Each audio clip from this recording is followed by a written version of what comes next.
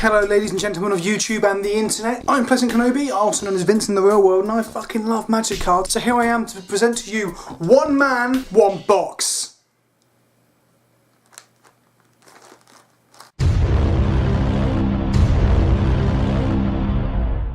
One man, one box. I don't know how to do it with any gravitas, I'm really sorry, I'm pretty shit at this. Let's open some fucking packs. It's just like 2 Doors, 1 Cup, but with more trading cards and less human feces. Right, so I'm going to open some boosters. I've been quite excited to open a box of Tarkir ever since the spoilers went out. Things I would like to open today are Fetch Lands, Savage Knuckle Blades, some of the Khans, Mantis Riders, certain commons and uncommons in foil would be sweet as well. Yeah, fetches and mythics really, that's the thing that we really want. Planeswalkers if anything. I'm going to be doing relatively quick openings of these packs. I'm not going to spend too long going through every card in them. I'm literally going to crack them open, look at the rare and maybe just glance at the uncommons and talk about individual rares at the time that we open them. Right, so we have 36 booster packs to get through. Let's begin the cracking. Right.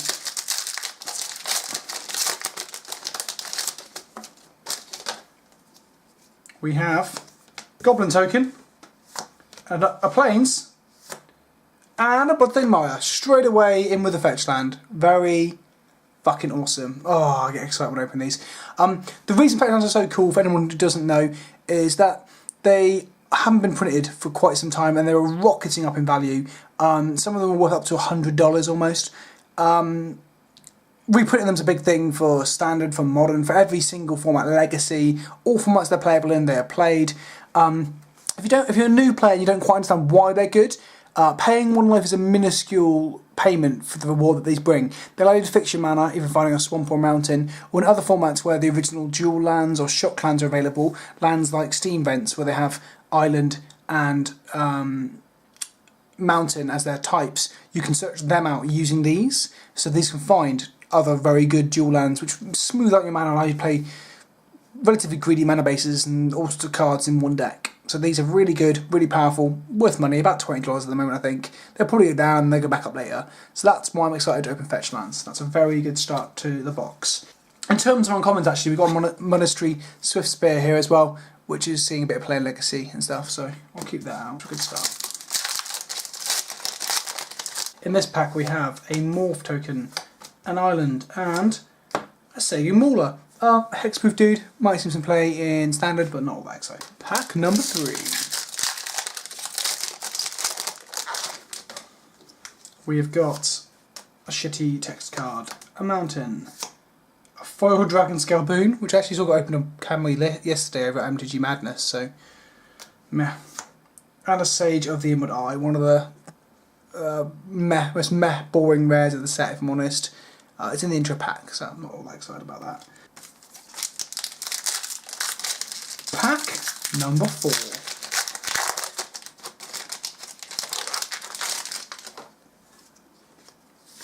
Goblin Token, Plains, High Sentinels of Arashin, and nothing else. Despise, that's okay. High Sentinels is actually a pretty powerful card. I don't know if it's powerful enough to be seen any play in Standard, but it's a completely limited house, so that's okay. It's a nice card, I like the card, so I'm not too pissed off about opening one.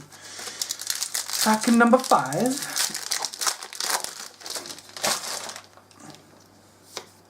Morph Token, Island, and an Avalanche Tusker. Again, an intro pack rare, so not great. And a Charm, so that's fine. Pack number 5 or 6. 5, 6, 6. Counting is hard when you play Magic. Right, we have a Rules text card, a Forest, and we have a Foil Forest, which is nice. And we have a Zergo Helm Smasher. So the first mythic of our box is a Helm Smasher. He's actually in the dual deck, but he still seems pretty good. As you can see there, he has haste, he attacks each combat fable, he's indestructible as long as it's your turn, so he's always indestructible when attacking, and whenever a creature dealt damage by Zergo Helm Smasher dies this turn by +1/+1 counter on Zergo. He is a bit of a house. He looks fucking huge in that image as well, even though he's actually Nothing to show scale there. I really like him. I think you'll probably see a bit of play. It's maybe a bit like Pelucanos with the Monsters deck, where that deck kept his price down. So hopefully he will see some play. Next pack.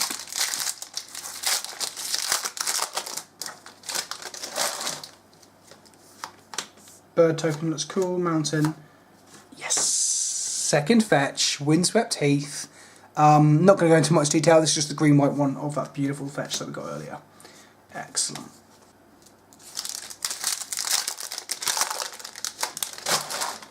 Pack number, fuck knows what we're on now, I'm not going to bother checking. Whew.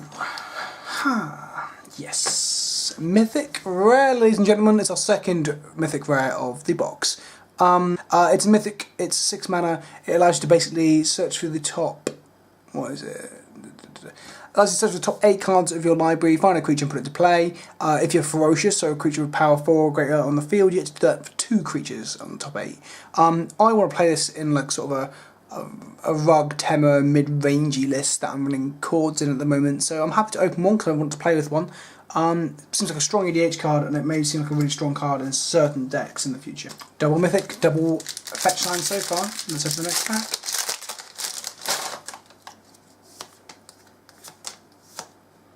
Icy Blast. Tap X target creatures, and with Ferocious they don't untap in the next control center tap step.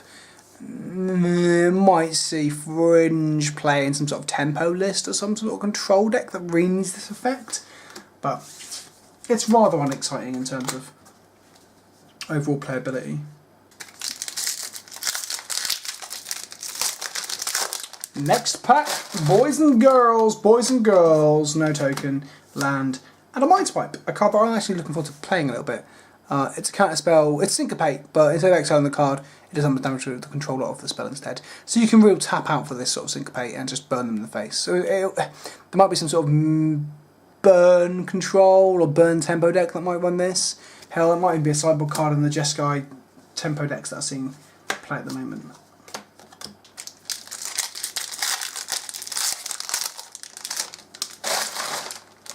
Next up, we have a token, an island, and let's slow roll this a little bit more. Oh, 4 Barrage of Boulders. 4 is always nice.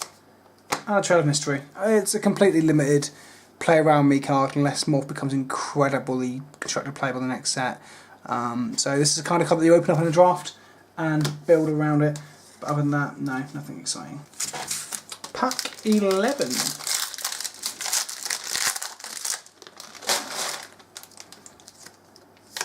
A Morph token, a mountain, another fetch land, Wooded Foothills. That's our third fetch of the box, which I'm pretty happy with. 2 Mythics, 3 fetches so far. We're only 1/3 of the way through the box. This is the red-green one. Not much more to say about it than that, really. Pack number 12. If you're enjoying my videos, if you're even just enjoying this, watch me crack packs, be sure to click the subscribe button to see me open more stuff in the future. Right, rules text, Swamp. A Foil Warden with the Eye, which is a bit meh, put the foil though. And Flying Crane Technique, which is basically a multicoloured overrun effect. It just wins the game out of nowhere and limited and things like that. So yeah, you might see a minor, small fringe bit of play. That last pack had the first Murderous Cut that I've seen so far as well. Right, let's open up pack number 13.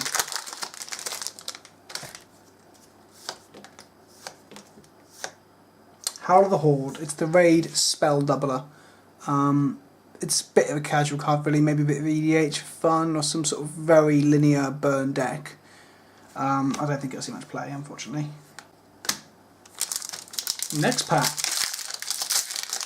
So far I'm really liking this set. It's got good value in it, the limited environment's still a lot of fun. Morph token, island, foil whirlwind adept, which is a hexproof powerhouse creature that probably won't see play unfortunately. And a Keru Catcher, Spell Snatcher. This guy is a morph creature that gets to steal control of spells when he flips over. Well, exiles them and allows you to play them later. Yeah, seems like a fun EDH card. So like I was saying, I'm quite enjoying this set so far. The standard environment seems like a lot of fun as well. I'm drafting it this Friday, I'm playing at the PTQ, which is sealed this Sunday, so... Oh, my first bear token. Flooded Strand, another fetch. That's pretty good so far. Is that 4 fetches? Starting to lose track. I'll recount those. 4 fetches, 2 mythics. Pretty good. Next pack.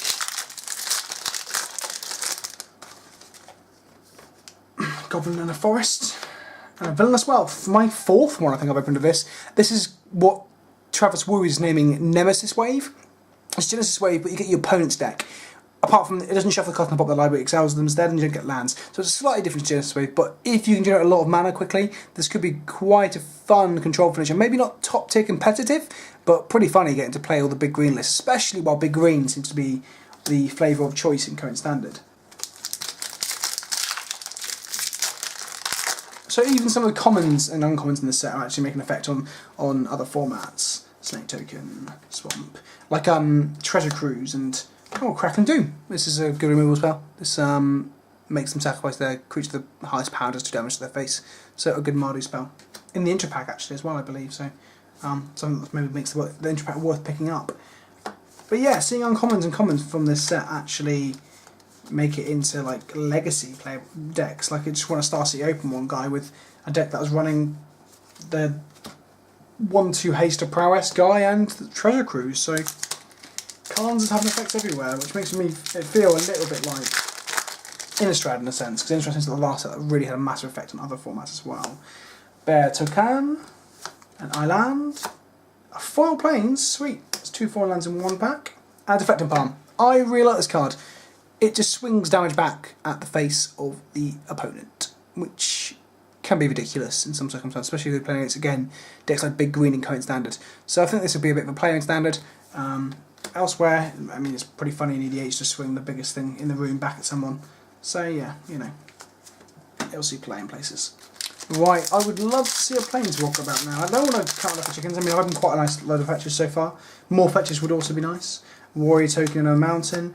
And a Mardu Ascendancy. This card is fucking ridiculous in limited. If you open this in your limited pool, you need to try and play it. It is insane. I rode the pre-release to victory on the back of this card. Wait, I rode this to victory on the back. Whatever, you get my point. Mardu Ascendancy, really good. Whether it's a standard play or not is yet to be seen. Right, next up, we have a Morph Token, a Plains, and a Sultai Ascendancy. So this is one that I'm not convinced is any good yet, unless there's a good Graveyard Delve or Reanimate deck in standard. Other than that, it just does for card filtering, which that also does without milling you. So there you go.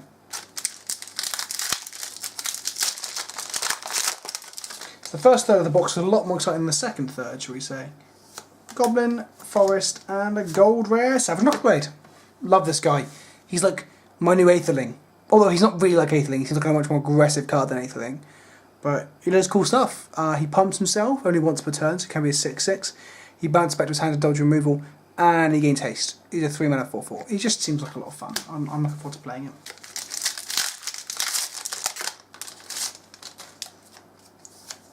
Cool Spirit Token, cool Swamp, a foil Valley Lasher, which is a 2/2 with haste, for 2 mana that has attack each turn of aim, and a Keru Lichlord. I think this card is a bit pants. It is 6 mana for a 4/4 body that gets to reanimate stuff at random. I think it's got a home in EDH perhaps, but not very good.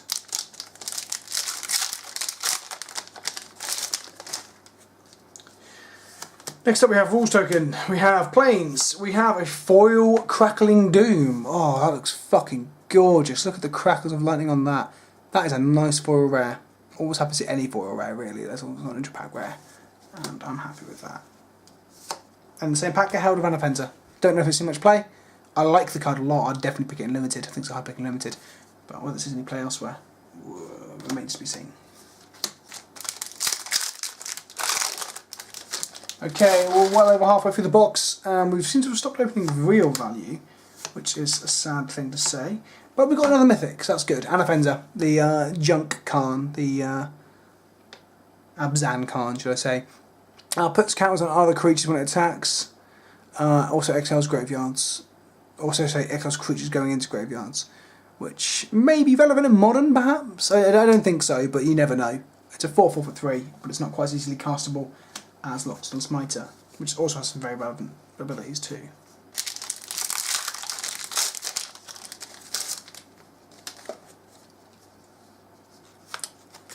Next up, we have Crater Claws, the burn spell that pumps up bigger when you have Ferocious. It does an extra 2 damage. It's basically a shock if you at sorcery speed if you have Ferocious online.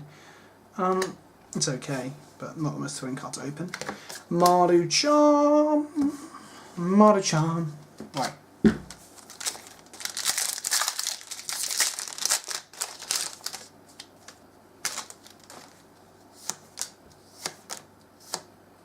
Grim Horospex. It's a morph creature that allows you to draw cards when your creature dies. So, non-token creatures. If it's token, it'd be busted as hell.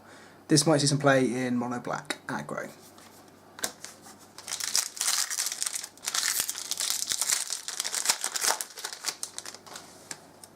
Right, next pack. Just crack them back there because it's on. 4 Secret Plans. This is kind of cool. The artwork's cool. It's another really cares about morphs card, so it's actually really more of a limited build around card. We have a Siege Rhino, which is also a good card to open up because this card is strong and seeing play already. It is a 4/5 trample, and when it enters the battlefield, top player loses 3 life and you gain 3 life. The life drain can be really good against aggro and burn decks. It has an ETB effect, so if it gets resurrected or even gets killed immediately, if it gets resurrected you get it, and if it gets killed immediately you still get some sort of effect out of it, which something the Pelucranos at the same mana cost doesn't. Obviously he's competing with Pelucranos, who's a 5/5 body for 4 with a quite a good activated ability, but different deck want him, I guess. Right, so we are getting towards the end of the box. We have what? 2, 4, 6, about 9 packs left after this one. Token, Island. Foil Annihilating Kuma. He gets first strike from white mana. It's a 3/3, he's arcane limited. And another mythic, Ugin's Nexus. And an exciting mythic because it stops extra turn from taking an ADH and gets destroyed for an extra turn. Again, might see playing some sort of blue-red robots build in standard, but other than that, I think it might be a junk mythic. A la the Hellvault from Avacyn Restored. Right. So I would love to see just one walker from this box. I mean, I found Elspeth in my Theros box, second Elspeth I ever opened, and Elspeth and I have had a very good relationship since then, so would not mind that at all. End hostilities, a Wrath effect. The Wrath effect that destroys equipment, so I'm scared of it in EDH into Rafik. Also screws over Bestow in current standard, so if this starts to see more play, then Boon Satyr has had its day and will never be seen again.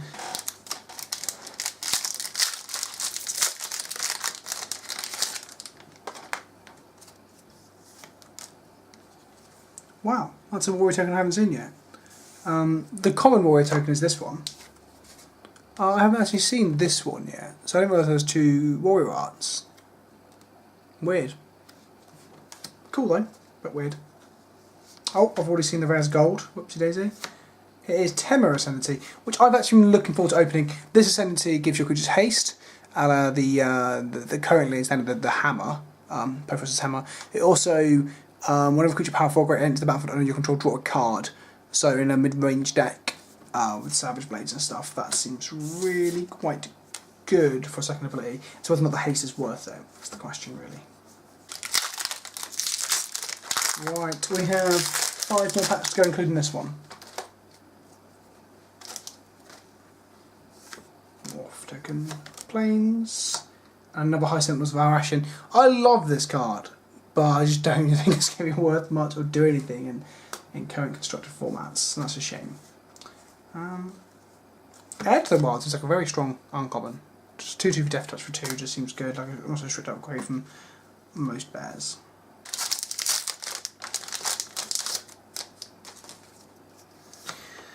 Goblin Token, an island, and a Sultai Ascendancy. I'm going to open a lot of these and keep bad mouthing them. I don't think they're that great. We're 3 packs from the end and no walker. It's a very sad affair. But on the upside, that means I might open one limited, maybe in a PTQ, because a walker and a PTQ in colour can be pretty good.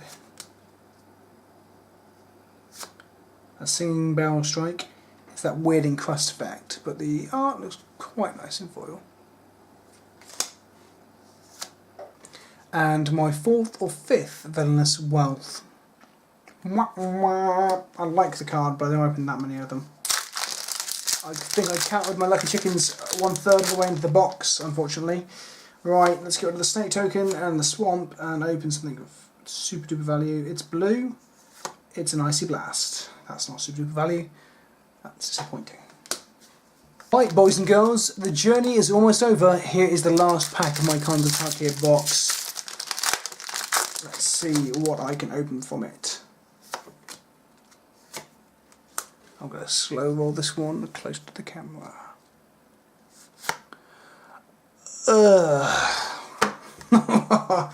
Alter the Brood allows you to mill your opponent for a card every time a permanent comes into play. It's a bit shit. But it's okay. I mean, some people will find that very fun to play with. I will not be one of them. I say this, if the Jeskai Tendency deck needs these or something. But, so that's my box. So that is my box. Things of note. So I've got 4 Mythics, which is actually a bit subpar, I think. 1 in 8 they say. So well, that's dead on then, isn't it really?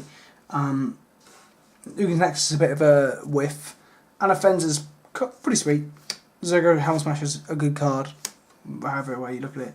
And see them something I wanted to play with. So not too bad. No Walker though, which is a shame. I've then got 4 fetches. 1 Bloodstained Mire, 1 Windswept Heath, 1 Wood of Foothills, and 1 Flooded Strand. I've yet to open a Polluted Delta, but at least that brings up my places of these by 1 each.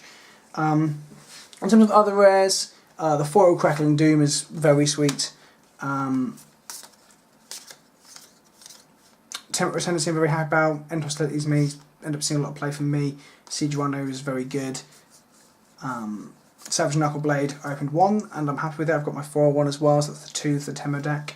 Mardu Ascendancy, Sultai Ascendancy, Crackling Doom and Deflected Palms are fine, I'm really happy with those. And Mind Swipe as well. So yeah, there were some cards in here I'm happy to get. Some cards that are okay. I mean, I'm never unhappy to get cards.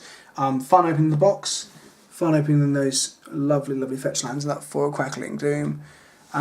If you like the video, don't forget to subscribe. I'll be opening more packs on camera probably at some point soon. Hopefully going to take the camera to PTQ this weekend if things go well. Yeah, thanks for watching. Goodbye, ladies and gentlemen. Goodbye.